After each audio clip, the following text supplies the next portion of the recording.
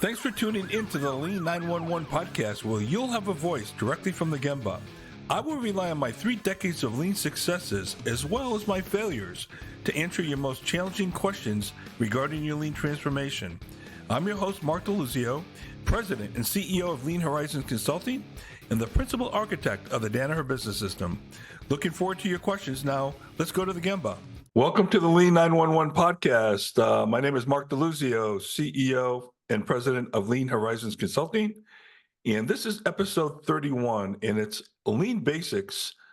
And again, I am honored to have my friend and colleague, Hida Oba, who is the son of Hajime Oba. And if you want to find out a little bit more about his father and how he was a mentor to not only Hida, but to me, go to episode 30. If you haven't heard that. And we're going to refer back to episode 30 quite a bit, because a lot of the basics that I think Hida has been instilled in, and that's maybe a polite word, it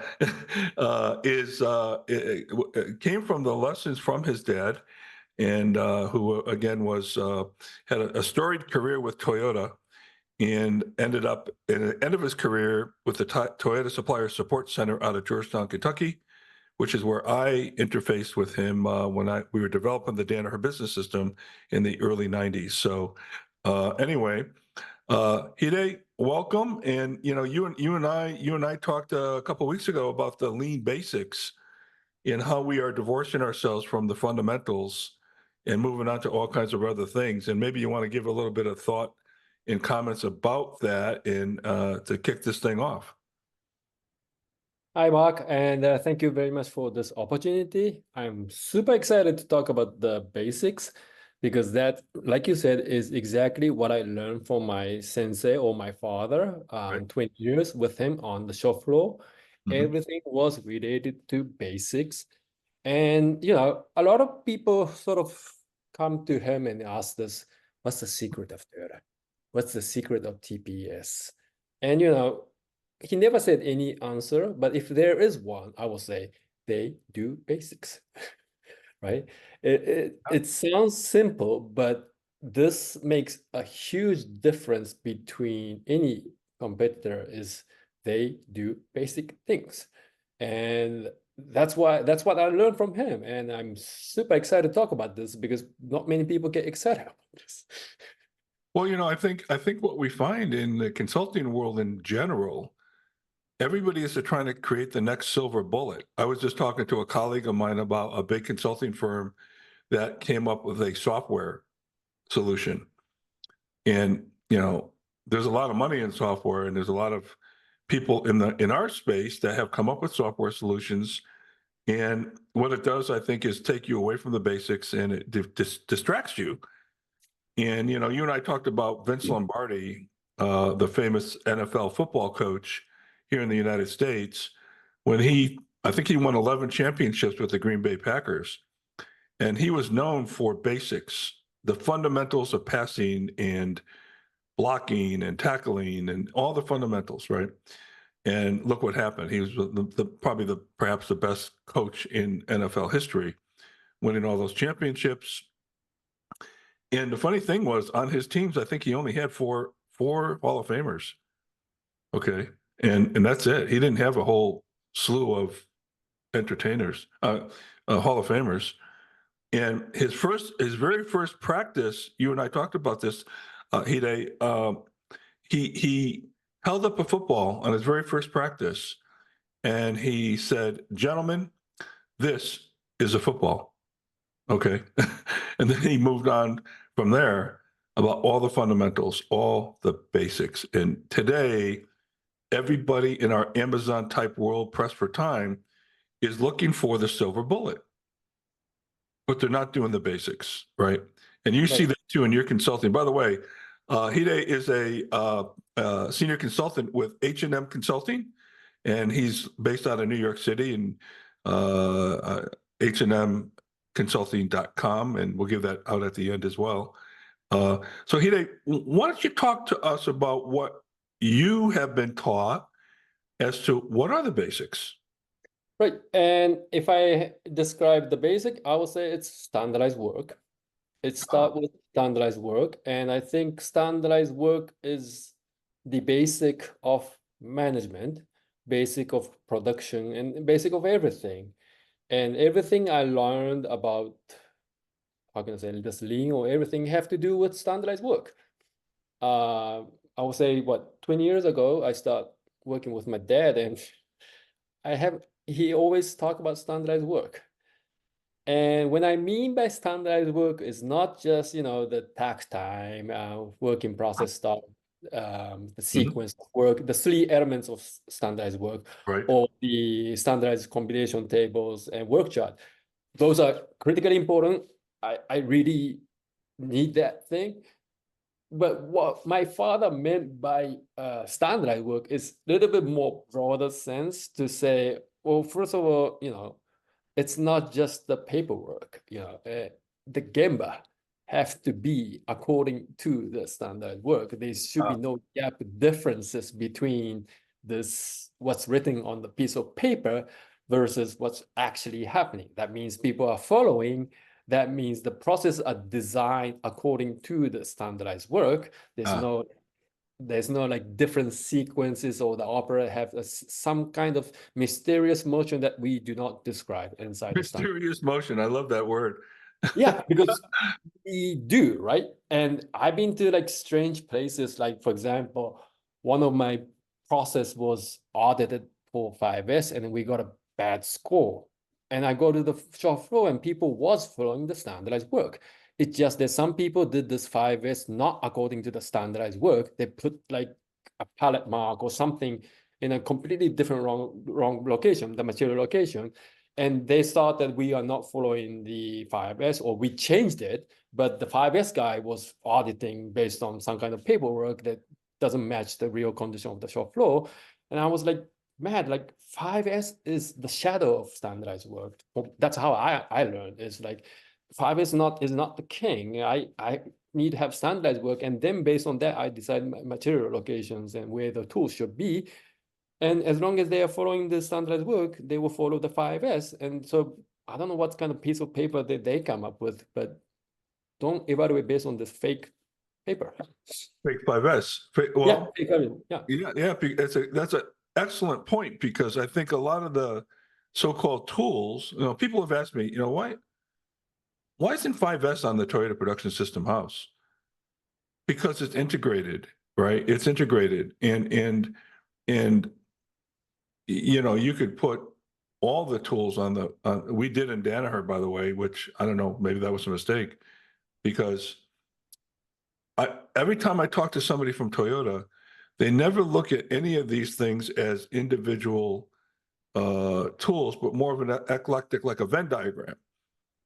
For example, you can't do standard work without cell design and without 5S and without visual management and without, Pokeyoke and, all that stuff, right, has to be together in an eclectic type of approach, as opposed to, but consultants like to sell single solutions, Right.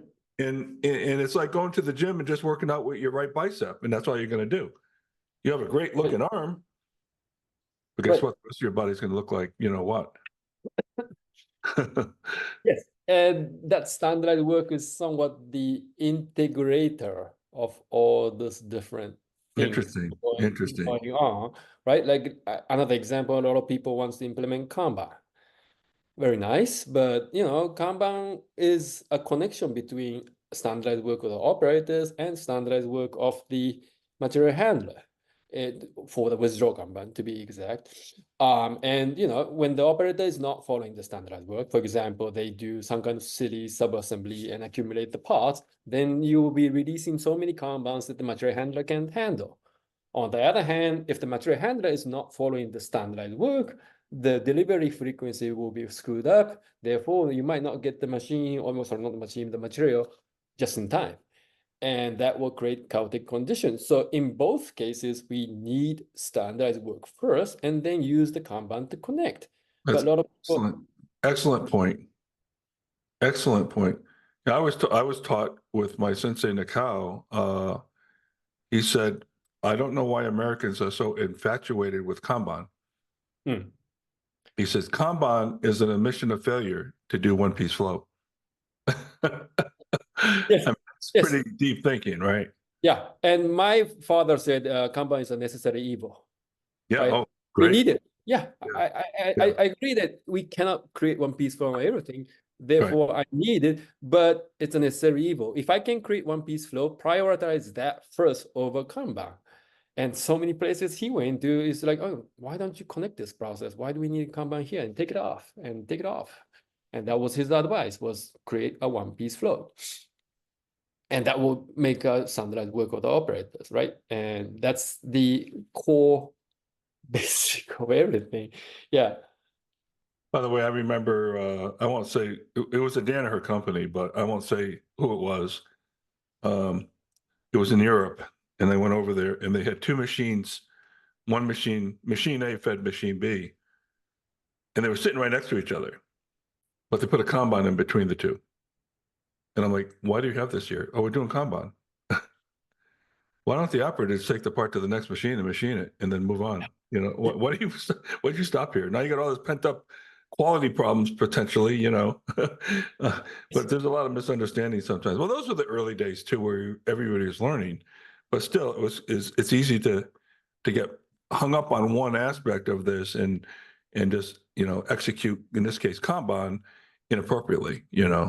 So you're saying that standard work is the epicenter of everything that we do around it. And if you don't have that, none of the rest of it matters. Right. That's what I'm hearing you say. Yes, I think Yeah. so. That's what I learned about Toyota production system, is that they have every standard, and a lot of companies do not have this standard. And or how can I say, they don't have the standard, or they are not following the standard, or there's something wrong in the standard. They don't fix the Right. reality to it. Right. And that's what I feel somewhat strange. And I made a blog post about this, is the lot of places will say, we do have standard, but we don't do Kaizen, right? But then you look at their performance, they will say, oh, no, we don't have a good performance. We have bad quality, or we have unstable processes. And then the question should be, okay, then why don't we continuously improve the standard that we have? Why are you saying that we have standard, but we don't practice Kaizen? Because this doesn't make sense, because we will never have a perfect standard. I mean, I wish I have something, but in the end, there will be always, every time the problem happens, there's something is wrong with the standard. So as we do problem solving, we need to find the root cause in the standard that we need to upgrade. And that's how I learned things, right? So that it's a continuous improvement journey. So implementing standard means implementing continuous improvement. That's how I learned about it. But in many cases, like they want to see, oh, people should suggest improvement ideas and stuff. But where is standard? Or are we respecting the standard? Or is there a loophole in the standard? They don't check. And that's something, yeah, I think that's some part that somewhat, I think Toyota people thought that's the common sense, Yep. right? And that's why I don't think it was mentioned in Taichi Ono's book about this. But as these people, like my father, former Toyota people, start to get involved in a lot of different companies, I think this is the area that we see a biggest hole, is like our standard is so narrow, or so, it doesn't cover every aspect of the process. And that's the reason why we cannot perform the standardized work well. And that's the reason behind all these chaotic conditions. And before we talk about, making, fancy stuff, let's make sure this fundamental is in place. You know, And yeah, I yeah, haven't done a fair amount of standard work in my day, and again, working with Shingajitsu and Nakao and Iwata and those people who were the first lieutenants of Teashiono, and your father as well. Doing standard work is hard. And a lot of people like to avoid it and come up with reasons why they can't do it. And you've seen that, right? I yeah, mean, yeah, and we have high mix. And people don't yes, realize that Toyota was high mix, okay, yes, when they were starting. and they think, oh, we don't make cars. And I said to one CEO once for an insurance company, he said, Mark, we don't make cars. And I said, thank God you don't. Okay, Yes. because I wouldn't drive one. uh, his quality was so bad, and so when you look at when you look at the companies today that you see who claim they're doing lean, I always point to the Toyota Production System house, and on that house, of course, we have two pillars. One is just in time, which gets violated regularly in some companies almost on a daily basis. Jidoka, which I hardly ever see, is the other pillar. And then on the bottom of the house, we have three things. We have standard work, Kaizen, and Hijunka level scheduling, right? And so I look at that house and I'll ask anybody who claims they're doing lean, which one of these, are you doing any of these? And the answer is usually no, okay?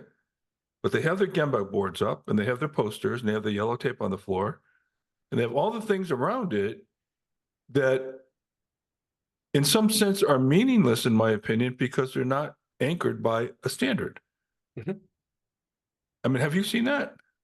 Yes, I think that's exactly what that's the exact condition we see everywhere is like, yeah, we have so many fancy visualization tools, but that visualization is not based on any kind of standard, right? And you might have a tape or something that marks the floor, but that's like, okay, where's the standard work for the material handler or why it's located here? What's the justification for having a marking here? And there's no logical sense. In fact, the operators are moving around the tape, sort of detouring and wasting their time. So we're sending a very bad message, right? Because we are saying that, oh, look, we shouldn't have extra transportation, we shouldn't have extra motion. But on the show floor, we taping these areas that forcing the people to go around. You're creating it. Right. So we're sending a mixed message to the people. Or we are saying that we should take this waste away. At the same time, we're taping the floor and making people go around. And that's a very wrong message, right? Because it's like saying we are lying to them, right? The management is saying Yeah. we should eliminate the waste, but at the same time, we're keeping the waste here. And And people, then we're demanding productivity. right. And people are not stupid, right? And so they will get these messages. I've been to some places where they mark the area red because it's the safety zone, safety violating area. But the operator was passing by, and you ask the question why? It's the shortcut. But then what we need to think is make that shortcut the safe place for them to go, right? Instead of just taping the floor red, we should change it to make a safe path over there. You have exposure. Yeah. Right. And take off the exposure so that people can freely move around doing their work because nobody wants to waste their time. And that's something, how can I say, it's this visualization based on I don't know what. Maybe it looks nice. I heard some companies are focusing on that, how to paint the floor before they talk about standardizing the work. And yeah, that's clearly a violation of, and that's another thing, basic thing I learned from, the coaching is don't try to standardize nonsense, right? And I love that saying. yeah, but unfortunately, we have seen so many standardization of nonsense. For example, quality checks. Okay, quality checks are important. We have to do, but then once in a while, I see like a standard that says I need to check the back of, let's say, this computer, right? How am I supposed to check the back of the computer without lifting the thing or turning the stage down, right? And I've seen one example like saying like, okay, you need to check the bottom of the product, but the bottom of the product itself is almost like 100 kilograms. So how can I check the bottom of this thing when I can even lift it? Well, And those are the quality requirements they're putting in the standardized work, and nobody really asked the question, well, how are we supposed to do it? Then they start blaming, oh, people are not following the quality whatever standard. And I'm like, oh no, don't make something impossible for people to do and blame them. We need to come up with a solution. And it's funny because this one example, I talked to the supervisors, and one of the supervisors starts saying, at the end of the line, we add these packages to protect the bottom of the product so that when we ship to the customer, it doesn't have any kind of leakage or damage on the bottom of the product. Why don't we install that at the beginning of the line? And I was like, wow, this guy's smart, right? And by installing that protection at the beginning, yeah, it goes nice and smoothly, and the total work content didn't change. I guarantee the quality. I don't need the inspection. Ta-da, it's gone. And that kind of ideas are there. Simple. Yeah, simple ideas are there that saves a lot of waste in the process, and we just don't do that and just put this sentence on the paper and think that people will follow. Yeah. You said something earlier that was interesting. Hida, you said we could have a standard, but we're not following the standard, which could be a problem, right? It's a definition of a problem. And I remember in my early days at Jake Break running operations, and again, in my early days, I knew everything. I was the smartest guy in the world, and if you didn't believe me, just ask me. I would tell you. And so I had Nakao come in from Shingijutsu, and I said to him on Monday morning, Nakao, this week we're going to work on, I don't know what it was, single minute exchange of die, and we're going to work on TPM or whatever it was. I can't remember. He said, no, Delizio-san, we need to work on standard work. Mhm. Oh, no. Nakao, I know how to do standard work. I can even take times by myself. I don't need a partner. That's how good I am, right? I can take time observations. I know how to do the process capacity sheet, operating front load charts. I know how to do the standard work combination charts, calculate takt time. Come on, Nakao, I know how to do this. I know how to do that. Deluzio, come with me. So we went over to one of my cells, and we all set up one piece flow, the whole thing, And we posted our standard work sheet on the outside, which was one of the 5 documents, and it said, how many people on your standard work? And I said, 5. He said, how many people in your cell? 8. Deluzio-san, you do not know standard work. Yeah. So in some sense, we were going through the motions of, putting up all the charts and all that, but we weren't following it. Okay. And for whatever reason, the supervisor allowed 8 people in the cell. Okay. And they weren't working attack time, and they weren't working, the whole thing was a mess. So that was a lesson to me. Yep. He brought me right back to standard work, Hide, right back to standard work. Okay. No SMED, no TPM, no Kanban, whatever you want to do. No. Well, in Yeah. the end, inside the TPM or Kanban or something, there's some standardized work in it. And if you don't have that basic thinking developed in possibly the most simple process, which is the cycle work, how likely you can implement in the advanced environment of Right. TPM or something far more complicated? And and that's Yes. that's part that I think my coaches were teaching me is if you can practice that on the simple environment, and I really like the word that you use is the follow the standardized work, right? And then I had the mindset typically, the operator doesn't follow the standardized work.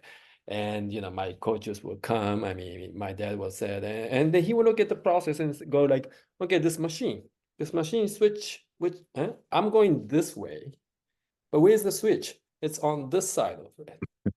So I'm asking the people to go this way at the end of the cycle, right, backwards, and then asking the people to come and pick up the parts, but they forget because they have to make an extra motion to.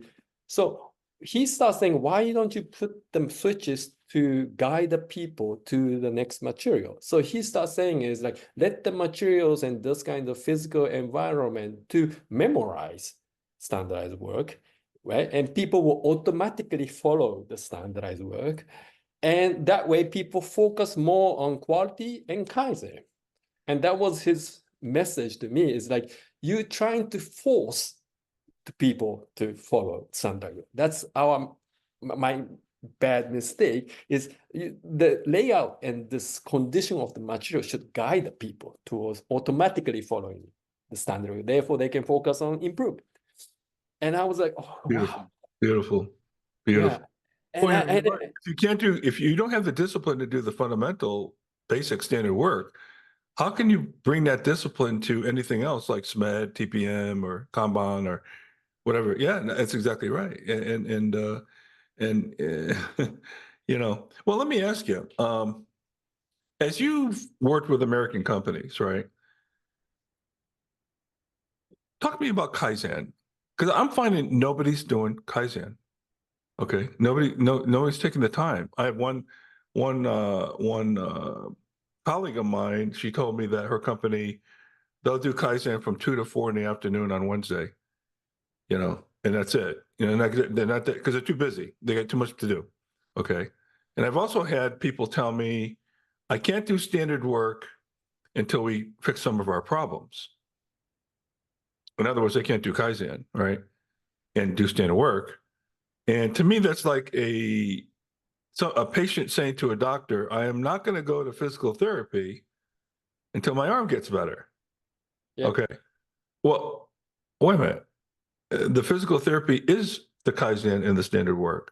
That's how you get better. And then they say, well, we're going to fix our problems first, then we're going to do standard work. Well, wait a minute. How long have you been here? 8 years? So what's going to be different tomorrow? That wasn't, that's different from the last 8 years you've been here. Why do these problems even exist if you can just fix them tomorrow? You seem to know how to fix them all of a sudden. So why weren't they done it over the past 8 years? Why do they exist today? Because they had no methodology to do so, right?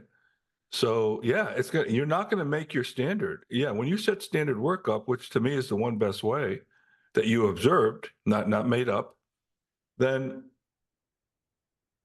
you're not going to hit your standard. And in a sense, that's a good thing because it gives you the opportunity to prioritize your problems and do Kaizen. But there's no framework to doing Kaizen. Now, have you seen that too, as far as Kaizen yeah. activity? I totally agree with that. I think the first thing everybody will say about Kaizen is they don't have enough resources, right? Basically, people to conduct on those things. But I think what I'm learning from implementation of standardized work is that there are simple things that we can do. And the basic idea of the standard work is, for example, I can apply this to, team leaders or supervisors on what are the things that they're doing. And the first thing I would say is what are the things that they shouldn't be doing. Yeah. And a lot of places that managers are doing for example, material handling, right? They have material handlers, but they somehow, don't want to be standing around not touching anything. So they start touching materials and printing labels or some probably the most expensive, simple jobs that they can do, right? And we have to say that's not their responsibility. There is somebody else who has that responsibility, which should be described and allocate the time inside standardized work. Therefore, you have free time to do Kaizen.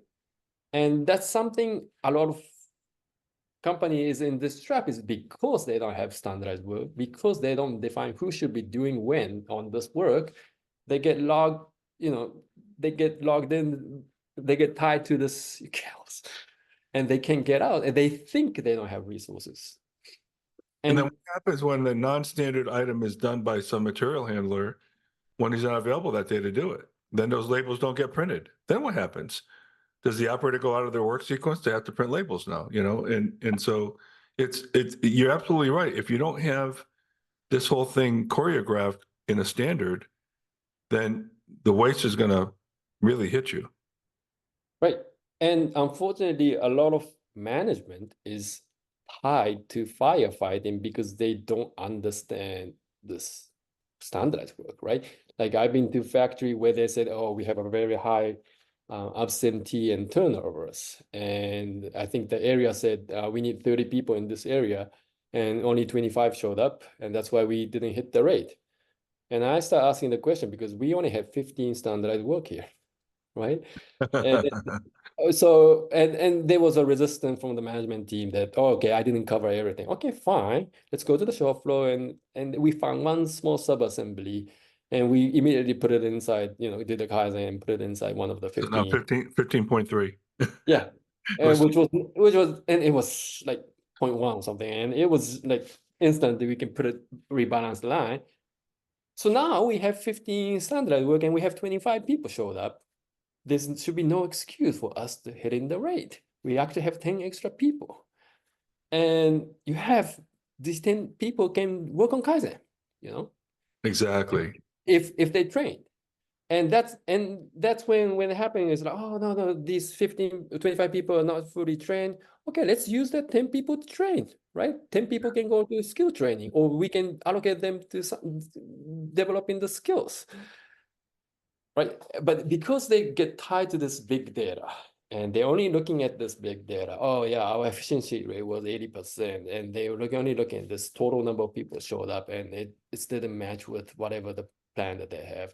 They don't know the detail inside of how many inflation has happened inside, Yeah. right? Yeah. And that's what I think the standardized work activity is going back to the basics and going back to, okay, how many people we really need in this process? And if that's 15, okay, that's the number of people we should have for direct labor. Now, my coaches never said let's fire the rest of whatever people. Oh, No, no. no, no, Right. no, no, no, no. I need some people to cover the absentee. That's for sure. Right. And they will ask the question, okay, how many holidays, legal holidays the employee can have? And typically it's about 10% of the workday. Okay, then 10% of the labor, you must keep them to cover for legal absentee. Right. On top of there's also sickness and some kind of unpredictable thing will happen. Well, let's make sure we keep those people, and let's make sure they're continuously trained by keeping the rotation among the the operators. Let's make sure we keep some people for Kaizen activities. Don't just freak out. Immediately jump to the conclusion that we don't have enough people. We need to understand what's underneath that, and that's why I always connect the standard work and management. Is like you said in your example of standard work, very rarely, right, we can say, oh, we should have 5 people in the process and we have 8. It's amazing. A lot of places we can't count. Right? Matter of fact, the 3 extra people actually pulls down your standard work or your ability to produce, because inevitably one of those people is going to be pushed to be in overtime time, and they get in the way, right? Then your Right. output is according to that higher cycle time.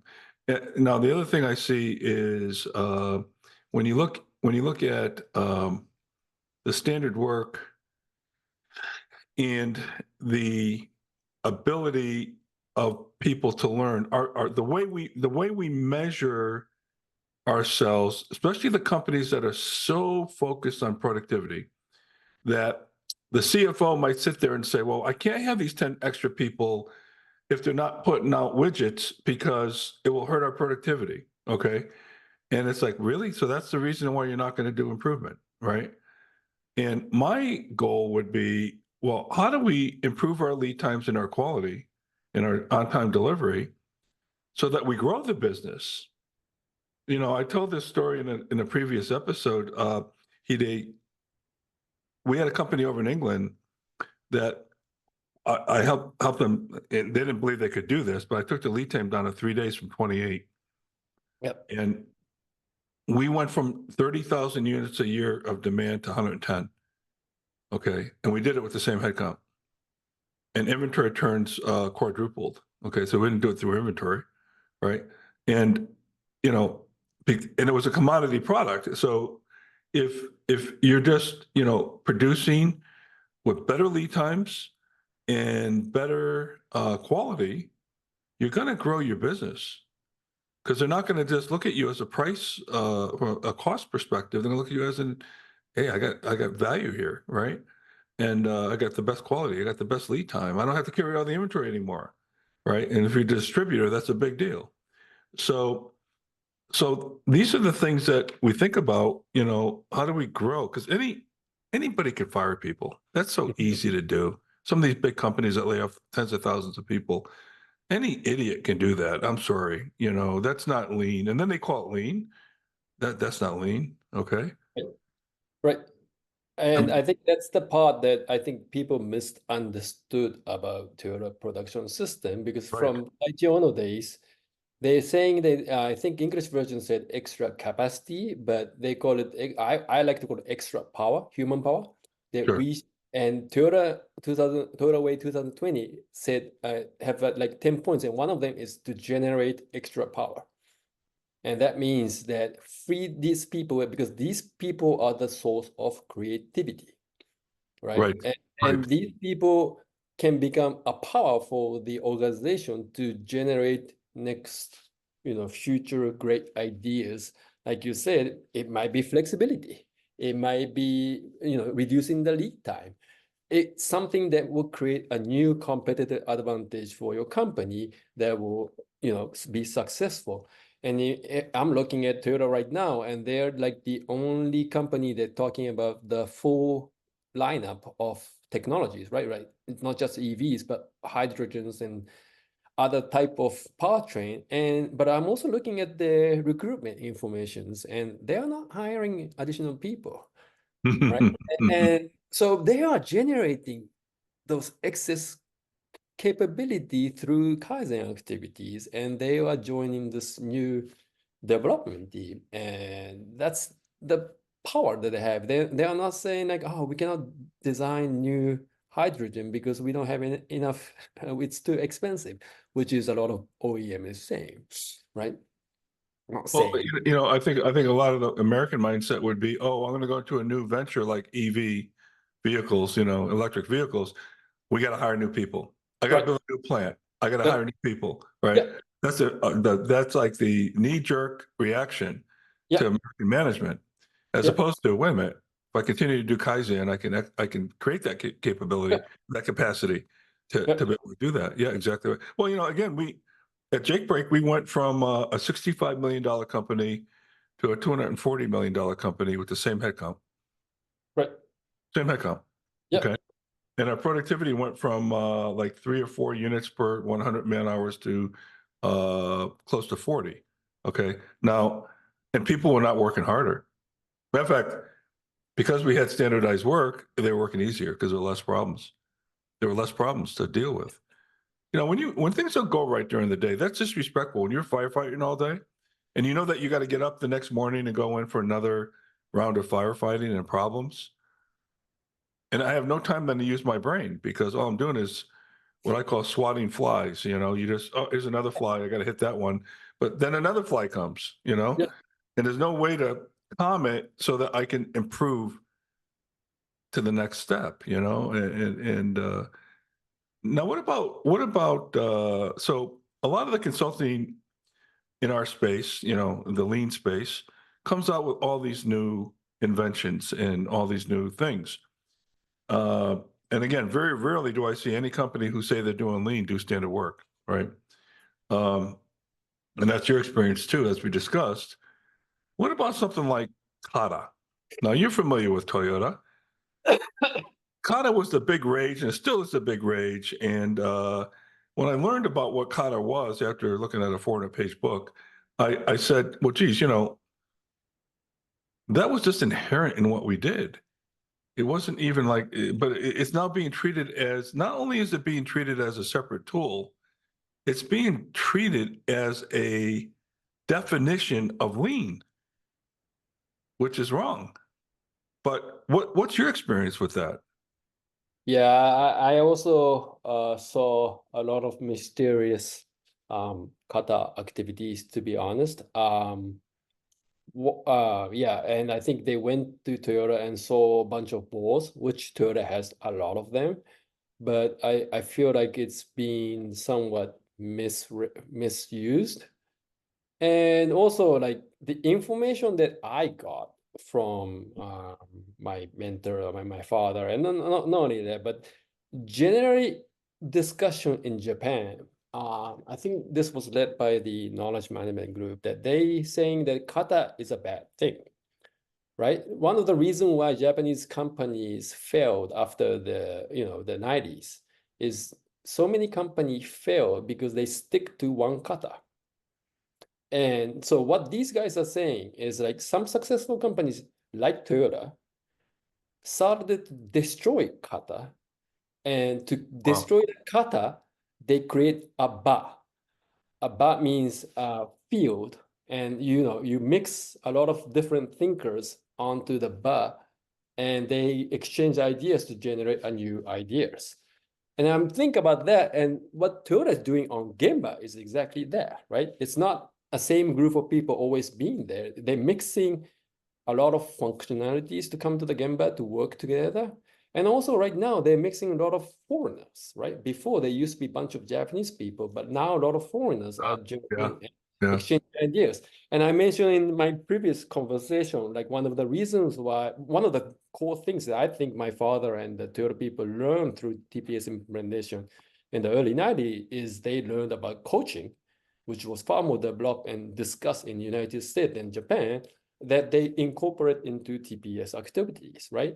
Mhm. And that happened not because they took some kind of coaching classes, because they had Kentucky or they had Indiana or they had West Virginia or they have factories Gemba on the shop floor where these Japanese managers can interact with the foreigners to understand that they might not be able to do the traditional Japanese strict way of coaching or teaching things.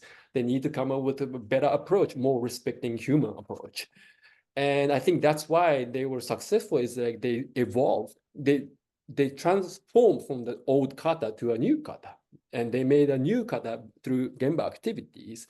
And that's what I learned from my coaches is like, for example, A3, my boss hated the format of A3, right?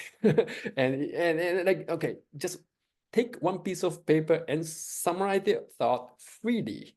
And that doesn't mean use the computers. And it could be handwriting, because that handwriting will give you far more flexibility to draw things, or even to some degree, I'm not going to use the value stream mapping, but the material and information flow it's like, here's a piece of paper, write down the material information somewhat freely. There are some critical points that I need to include, but it's free. And I don't have to be, tied to this format to some degree, so that I can think and explain things better. Now, did I succeed? Yes, no. But there was this freedom. I got a lot more freedom to think than the kata methodologies to and I'm not saying they don't have any kata. I think Toyota is trying to become scientific, but I don't think there is a definition of scientific method yet. We human beings are still trial and error and trying to come up better with that methodology. So yes, we do use standard work, and that might be the only format that I've been trained, or kata that I've been trained, right? Is to write down the production capacity sheet, write down the combination table, write down the work chart, but everything else is somewhat free to, continuously think my mindset. So, and I don't understand, like some of the board. I don't understand. Like my boss will always look at the board and say, "Why are you showing this yesterday's newspaper?" Right? What's the You, what's you're what's referring to what they refer to as Gemba boards. right? Gemba What boards, yeah. and Right. and he implemented board like hourly count board, right? Hourly production board, right? And that's to check what's exactly happening right now. Right. And another type of board that I've seen is change point management board. That means before the shift starts, man-machine material method, is there some kind of change in the standard that for example, we have a new operator. That change point should be highlighted at the beginning of the shift. Therefore, the team leader supervisor can follow up on that issue before the shift start. They don't look at the numbers. Oh yeah, we had a new guy here today. That's why our output sucked. No. Yeah. That problem should be highlighted before the shift start, Yeah. and let the team leader focus on that training of that operator on the first couple hours to make sure he or she is fine-tuned to the level of the standard work, which is again the basic. And if that's not happening, he or she shouldn't be working on the Kaizen, right? I love it. I love it. It's funny. I was one of my past clients I was with. They were doing an operating review, and they showed a Pareto of why they missed their production. And the biggest bar on the Pareto was operators, operator training. And I said, I want you to take that bar and relabel it. No, it was operator error. That's what it was. I want you to take that bar and I want you to put the words management error, not operator error. because you're blaming the operator. Who's in charge of this process? Who's in charge of assuring quality? Who's in charge of assuring training and the operators are trained? That's not the operator's fault. That's your fault. Okay, if you want to assign fault, it's the process. What is your, and I go back to, okay, maybe it's not even your fault. It's your process of change. It's your process of indoctrinating a new operator. It's your process, perhaps, that's not clear, that the standard work isn't clear and it can't be followed or wasn't followed. It may be a process of how your team leaders work. Okay, so it's not the operator. Take the word operator off of there. Okay, and so again, always going back to process, right? And saying to yourself, well, what went wrong in the process? But if you're going to blame anybody, I said put your name there. Yep. If you want to blame the operator, then blame you. It's your fault. Okay, if Yep. you want to assign fault, which I don't usually like to do, but that's interesting. So it's a wholly different perspective. Yeah, so I think what's going to happen here, Hide, is if any company out there listens to you in this podcast, in this episode, I think you just reduced the consulting revenue in the industry by about 30%. Yeah, I'm not about the revenue of I'm not good at making revenues because I want to make things simple and Well, that's one of the things that really attracted me to you and to have you on the show here is that you and I have a passion, and maybe it's almost a religion, if you will, to teach the fundamental basics.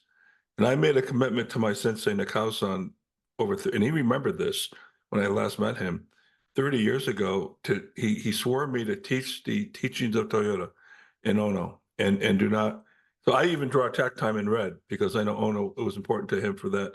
And when I see things, hey, look, I'm not saying that TPS can't be improved. Okay, otherwise I wouldn't believe in Kaizen.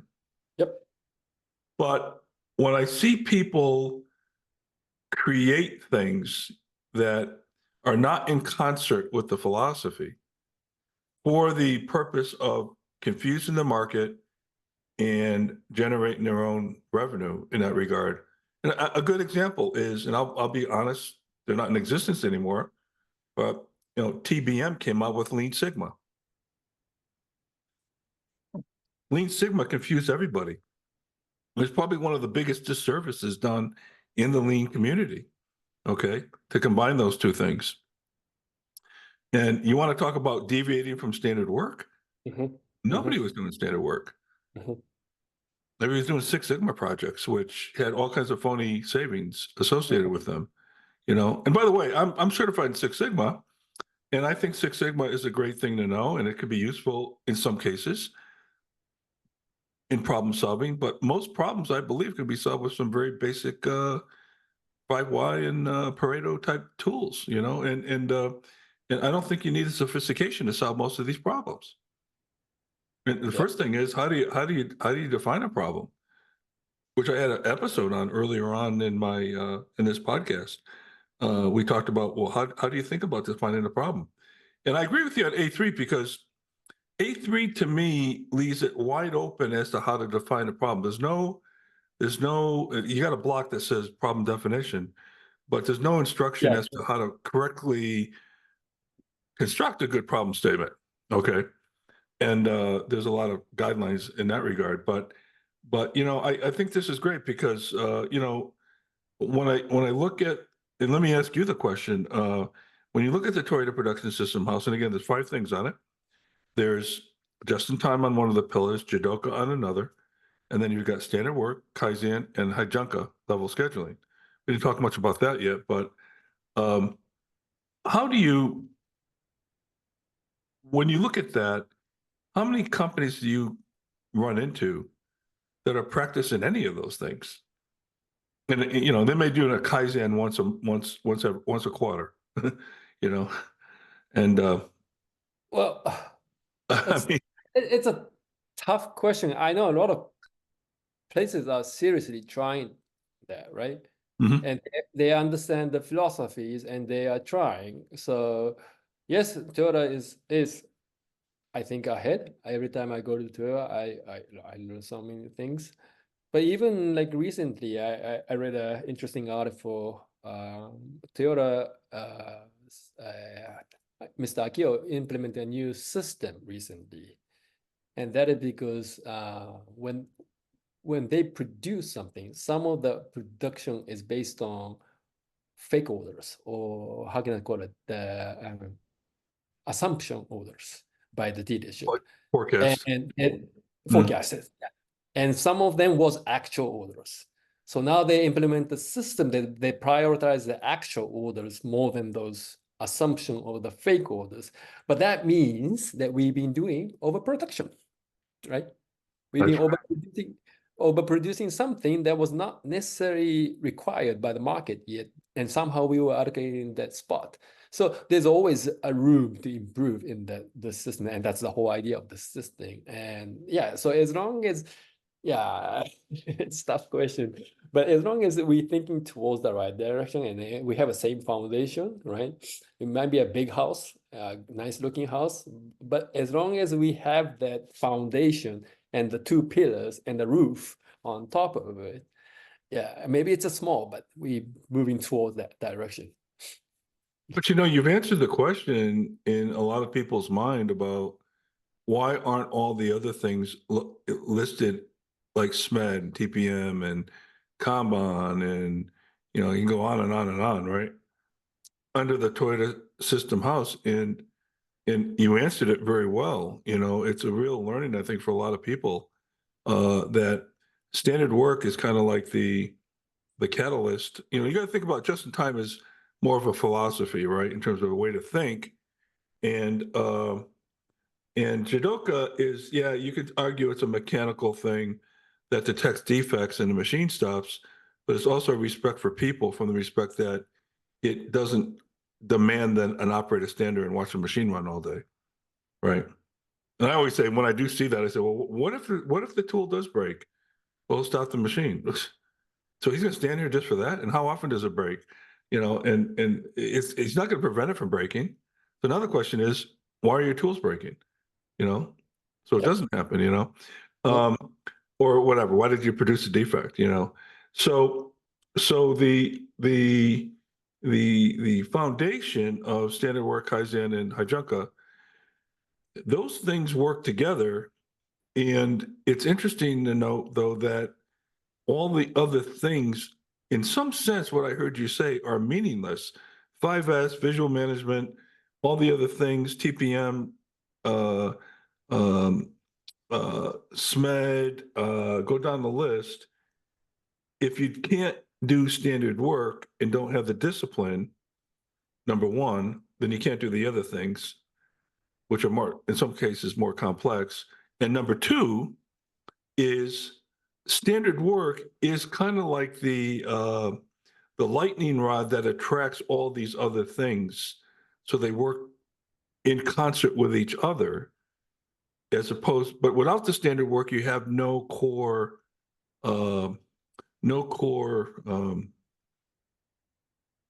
attraction to do these things. So all these other things then are just virtual signaling. Like you said, hey, look, we outlined the safety area.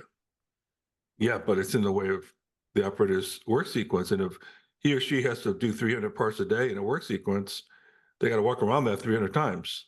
Add that up. Add that up on an annual basis. You'll find out how many miles you made them walk. You know, it's Yes. incredible when you look at it that way, right?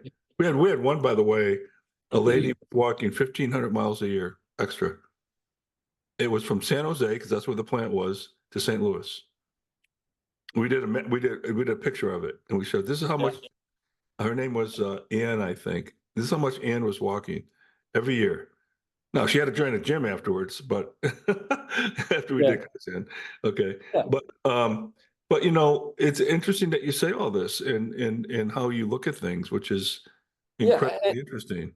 And like, for example, just in time, what's the essence of just in time is people know what they need to produce now, right? So before they start the standardized work, they should receive an information just in time to know what are they supposed to do now? Because the biggest ways we do is we work on things that we don't need to do it now, right? That happens in office all the time. Is we working on something that the deadline is like 3 weeks ago, and we forgot to do something that we're supposed to be doing right now. And that's the essence of just in time, is connected to standardized work. It's like providing, what you need to produce now, right? And that's the whole idea of tact time, and everything is like one by one, I provide you exactly what you need to work on now. That's why you don't overproduce. And same thing with the Jidoka concept is like, okay, how can I build in quality to your Right. work? Because when you didn't build the quality into your process, and repairing is a big waste of time, of anybody's time, because I'm redoing everything again. And the important part of this Jidoka concept that I understand is, at every cycle, every tack time, this operator should be able to say, did I do a good job or bad job? If I did a bad job, go ahead, pull the arm down and just say, something went wrong. I'm not sure. Oh, I made this mistake. Okay. And then the team leader will come and they will help you understand why you made a mistake or how to improve that further. So it's Mm. a self-learning mechanism of, how did I do a good job or not? If not, why? And learn from that mistakes. And so every one of these philosophy is connected. If that condition is not happening on every station of the standardized work, we don't call it TPS. And that's what my coach was trying to get me. It took me a long time to get there. I like to, jump onto the fancy tools and stuff. But bottom line is, process by process, every people should know what they need to work on right now, and then the quality of the work that they did, and they could pull down according to that.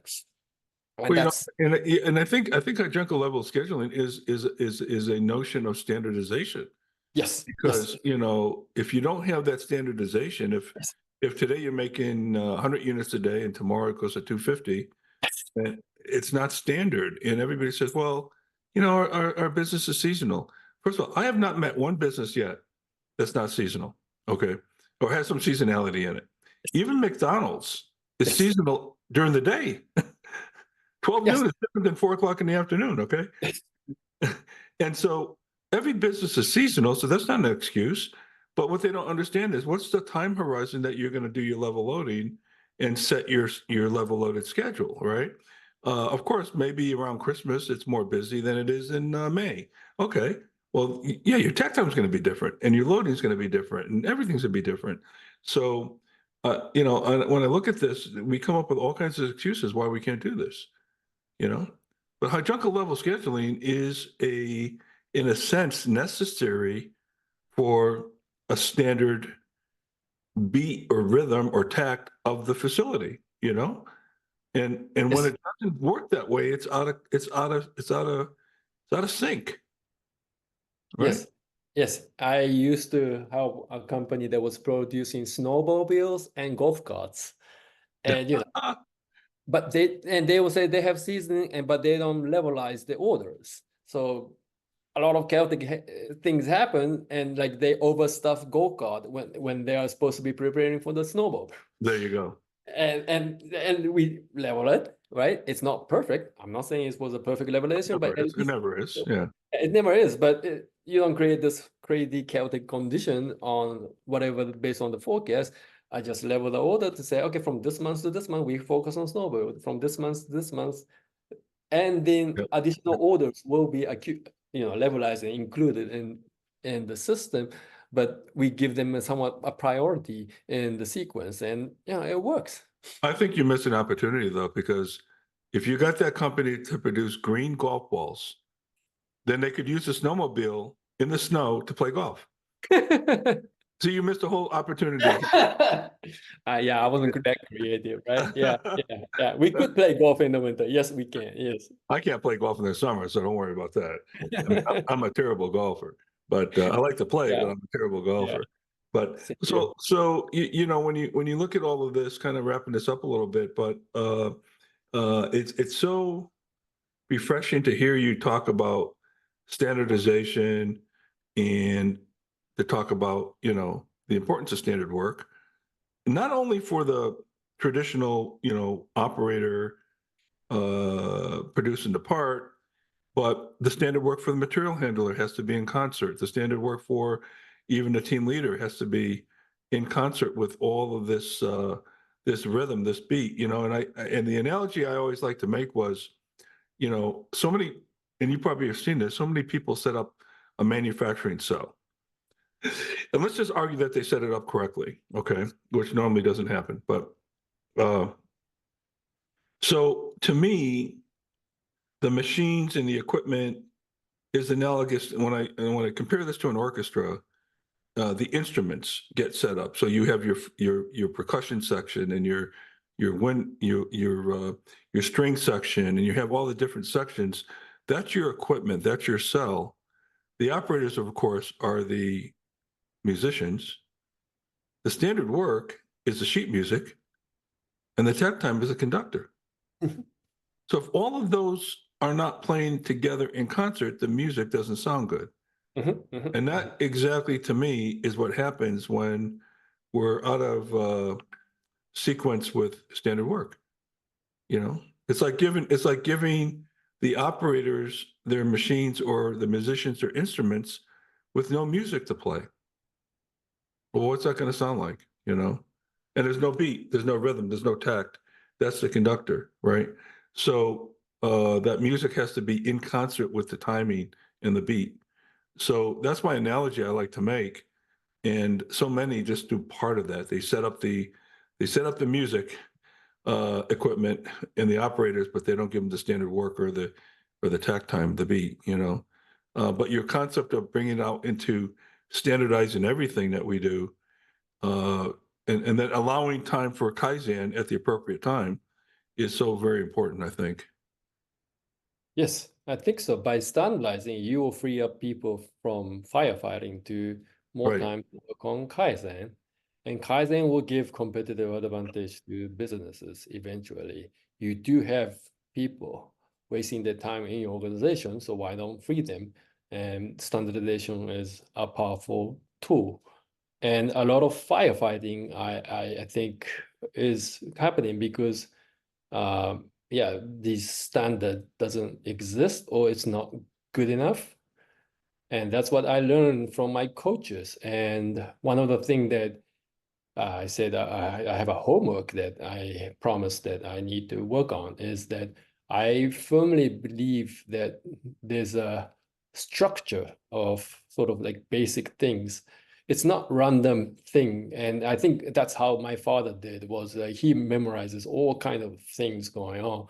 But if I listen to his comment, I start to see some kind of structure behind how he is questioning things. And what I mean by structure is on the Gemba, there's points, lines, areas, and bodies that sort of making this shape on the floor. And like, for example, one of the example I always use is like, where is the starting point of work, right? Do we know who needs to be where, what time, right? And most cases, we don't have that. And that because of that, they don't start the shift on time. And then, okay, let's say this is the point where the operator needs to start his or her work. Then what are the pre-work that they need to do before coming to the area? They might have to change their clothes. They might have to wash their hands. They might have to do exercises. They might have to do TPM. They might have to do whatever. What are the pre-work that they need to do? That's a line. And then during the work, I have increments of task time that they repeat the standard work. And afterward, do I need to clean up the machine again to finalize your day? Or what's the end of the day closing work that looks like? So I form those lines. And then like I said, based on the task time and multiple tasks, I balance and come up with the combinations of standardized work. And that's the structure that I've been repeatedly trained by my coaches, is that don't miss any part of the structure and create a system, right? We talk about system a lot, but we don't understand that the foundational, how can I say, blocks or how many components of this thing is these small points or lines that we define inside the standard work is the foundation. Then we can create some mechanism and systems, is what I'm learned from my process, right? Like I said, a mechanism might be like a theoretical number of people, right? That's the minimum number of people are required to keep this machine running. So let's make sure they're always there. But then I have a system. I have a system to say X amount of people escape for absentee, X amount of people escape for training. And management knows those peoples, right? They can easily say, oh, I should have 5 extra people today.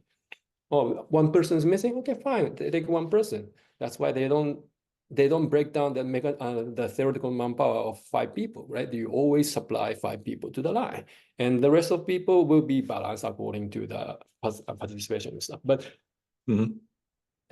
but that structure is something that I learned and I saw from my advices of my coaches about standardized work, is that this structure is completely missing. That's why we are firefighting all day, right? We don't define the yeah. So it sounds like your father had a standard work in terms of how he thought about things, didn't he?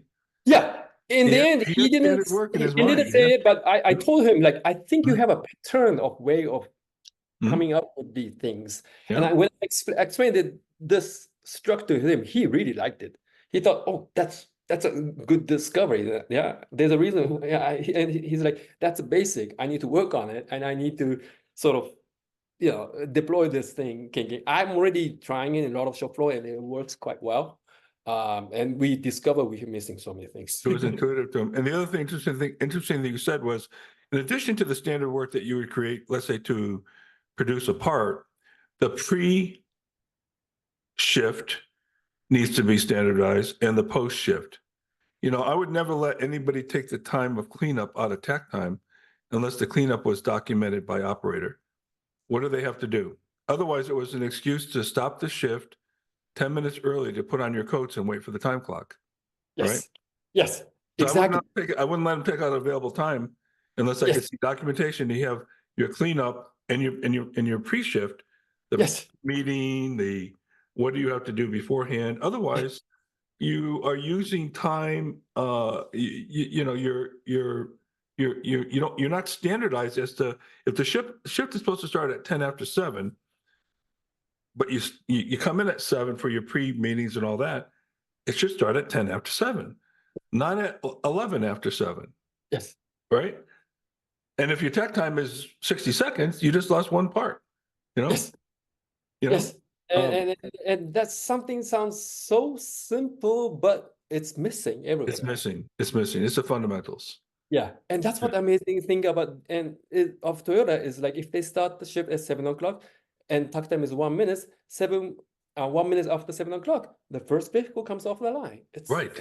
And let me ask you this question. I went into a lot of companies that when they assemble the product, especially the ones that do electronics, and they have a lot of stack up problems with the components. All the components might be in sync. They might be to spec, but when they put them into the assembly, the stack up produces a defect and it doesn't pass test. What's your view on rework as it relates to standard work? Now the part needs to be reworked. How do you think about that? I was told that don't standardize abnormal work, right? Eliminate it. So instead, okay, we need to do rework. I get that, but we need to look at why those reworks are happening and attack the root cause of that. And, but for the rework, I would say there are some, how can I say, check process that I can't standardize, like how to make sure where I need to rework that, right? You don't want to rework something later, you figure out, oh, I need to reopen the product again and work on something else. How to inspect or something, those kind of things can be standardized. But I in this one particular situation, the assembly gets put together with all the electronic components, but because they have a stack up problem in the design, the rework just turns into the operator changing out components until it works. Okay. The components might be good, right? And then once it passes, it passes. So my view on that is that's non-standard work, and that you should use those defects as problem solving. And actually my first reaction was, because it's most likely a design problem, all those parts should be brought to the VP of Vice President of Design and put them on his desk. I think like in the automobile industry, there's a lot of like shims that they use to adjust the Yeah, the yeah. positioning stuff. And one of the things we learned, right, like the machine measures and gives a instruction to the operator to pick specific shims, but we learned that the shims was not in spec. And then we look at the process of the shim manufacturing process, and we learned that the maintenance of those grinding gears and stuff is not well, that they, There you right? go. Yeah. And so, you know, they're not guaranteed the quality that they're supposed to be guaranteeing. And we fixed that problem before we trying to come up with, oh yeah, in average, the operator have to scan the shim twice. So, you know, let's make a cycle time based on 2 testing. No, no, it should be once. That's the minimum that I Whenever can. it's average, because it sometimes happens, sometimes doesn't, it should Right. never be put into standard work. Exactly, exactly, Right. exactly. That's yes, that's the point that I wanted to get to. Yeah. And they come up with all kind of yeah. That's And I interesting. yeah. So in this case, should the operator stop their work sequence and fix the the problem and rework the part, or what should they do?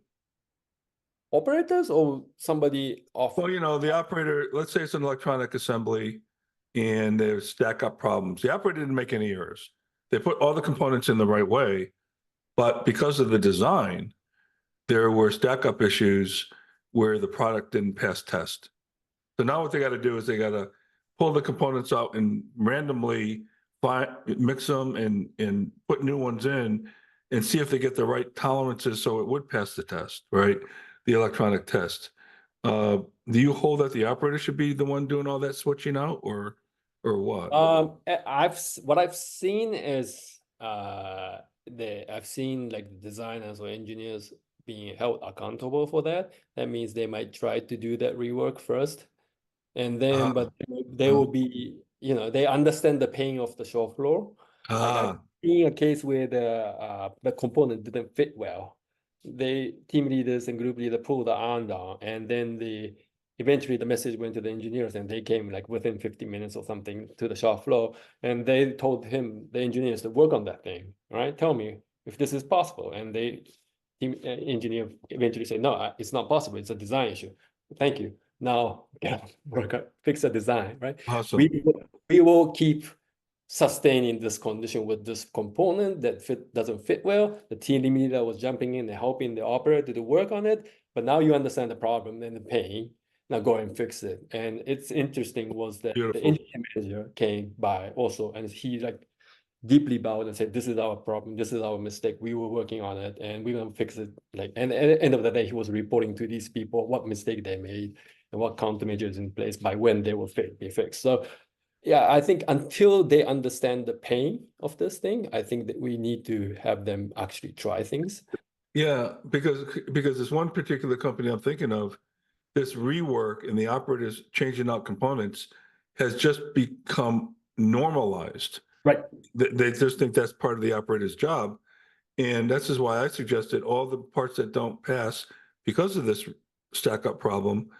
I got a little because they weren't getting the engineers to the floor. So I said, you should pick all the parts up and every day Yep. bring them to the desk of the vice president of design and put them on his desk Yep. and say, okay, now you got to fix these. Okay. Yeah. You got to figure this out, I should say. I heard that kind of story in the old Japanese. Was that right? Yeah, they brought in the container or something of defect to the engineers guys Engineering. and just left it there. But nowadays, I think they have a policy that if the arm is pulled, they need to come, right? And there's no Yeah, excuse. this particular company, it's just expected that it's part of the operator's job to do rework in the cell, which Right, then again, you got to argue they're not doing standard work anyway. So that's one of the problems. But if they were doing standard work, then you're asking the operator to do non-standard things. right. And that's not right. And so okay, that's good. That's good. That's the answer I was hoping you were going to give. And it was good. Uh excellent. So we got to get back to basics, and that's so hard for it's so it makes so much common sense, but it's so hard to get people to do that.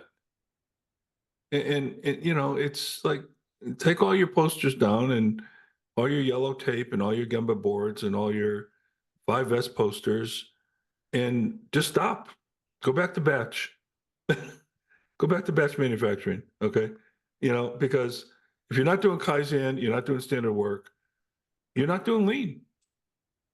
Sorry. One of the things I always say to the batch production people is go ahead, do batch. What? The batch size is 100? Okay, every fucking line produce 100 pieces, right? In most cases, they don't. They produce 95 because of defects. They produce 105 because the material was available, or they produce 50 because the machine breakdown or the tooling breakdowns in the middle, right? You're not doing batch. Come on, do batch production.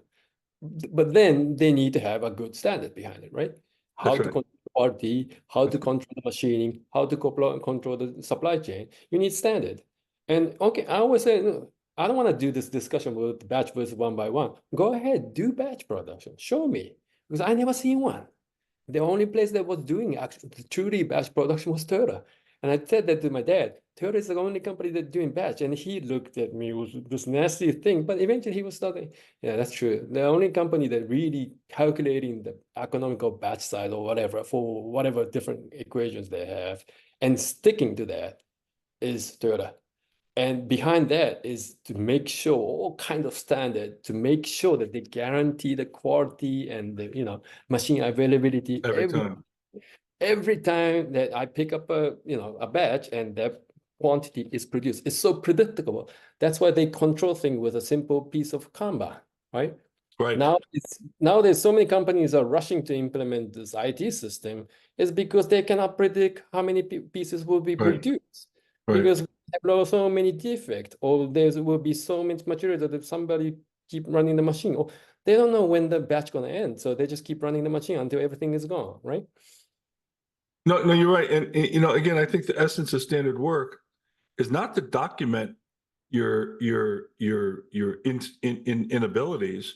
It's to set the one best way you know today, albeit not perfect, and use it as when you don't hit it as an opportunity to prioritize those reasons to do your next kaizens.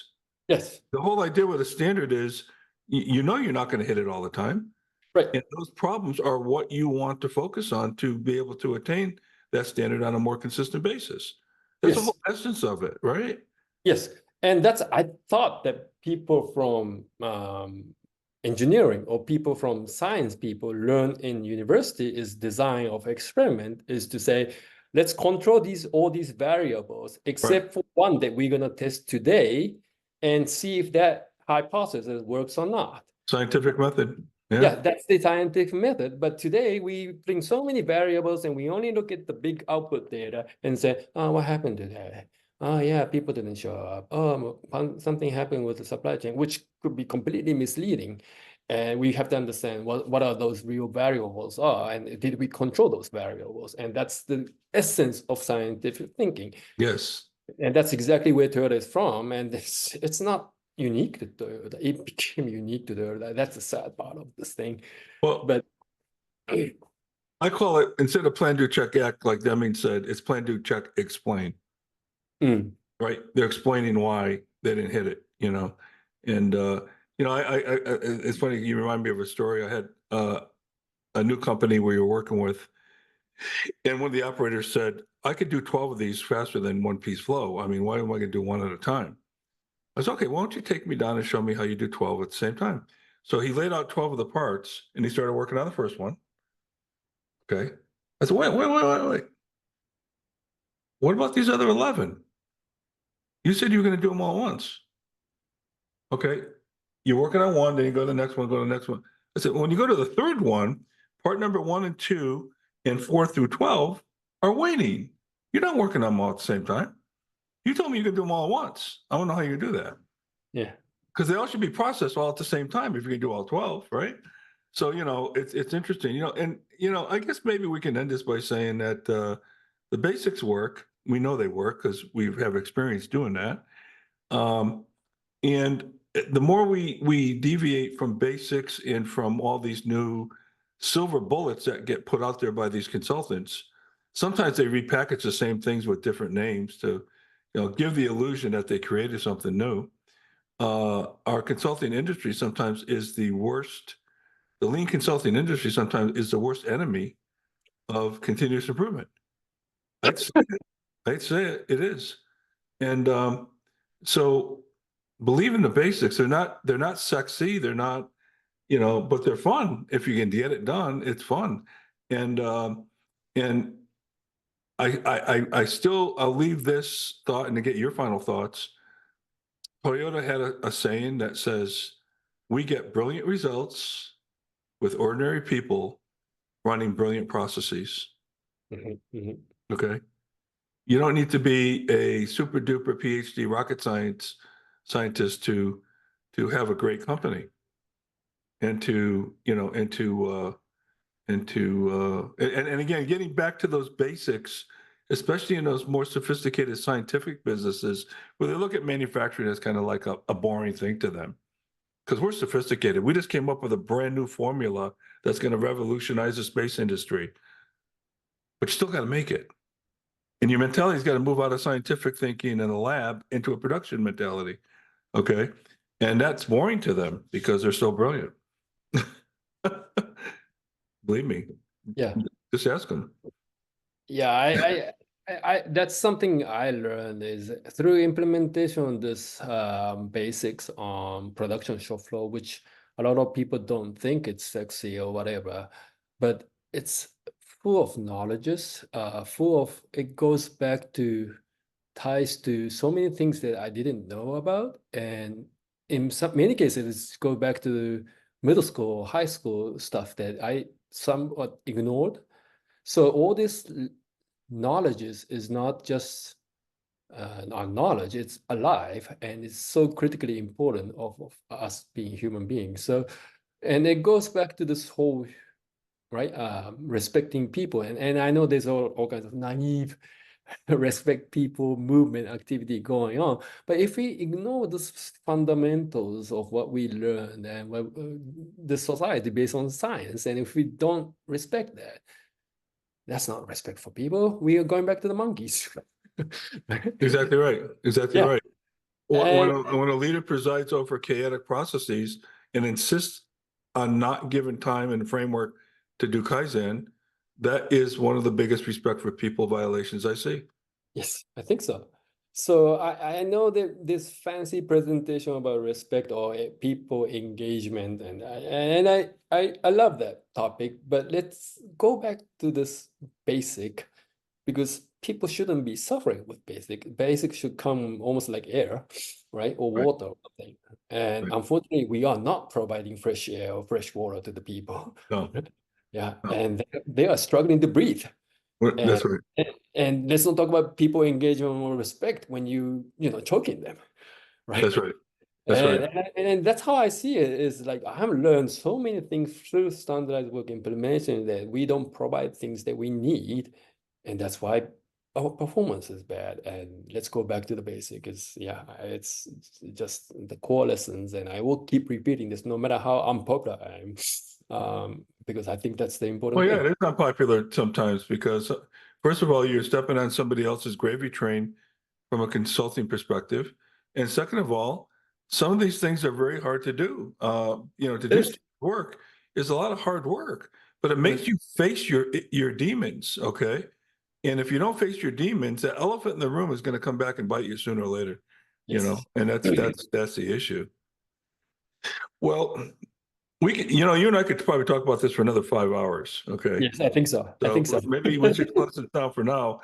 I think we got our message out about the basics. And Hide, thank you very much. Hide Oba, you're a breath of fresh air, and it's really good to talk to you. We should do some other things together as well. So as we go forward, we'll, I'm sure, reconnect on this podcast because there's so much we need to talk about. And I do thank you for your time, and thank you for episode 30 about your father, Hajime Oba, who again I had the opportunity to work with. And thank you for this opportunity on episode 31 about the lean basics and how your father really influenced you in the basics, right? Yes. And although I was very surprised to hear that you had a 5S's own office. So, oh, I didn't say that. Okay. Yeah.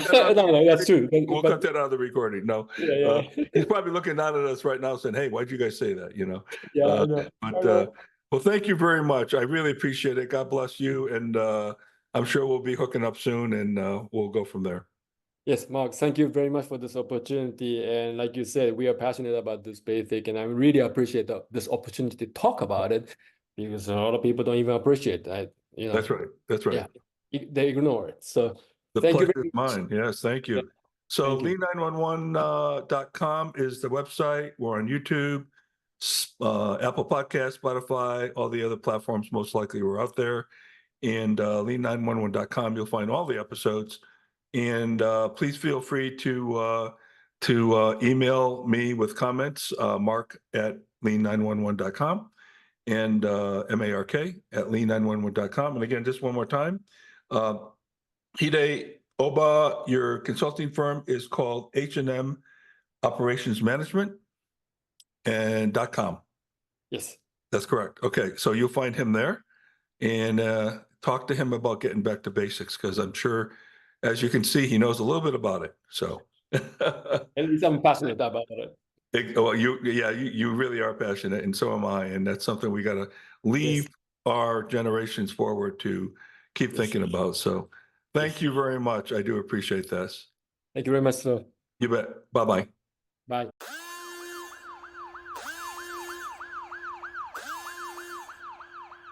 Thanks for listening to the Lean 911 podcast.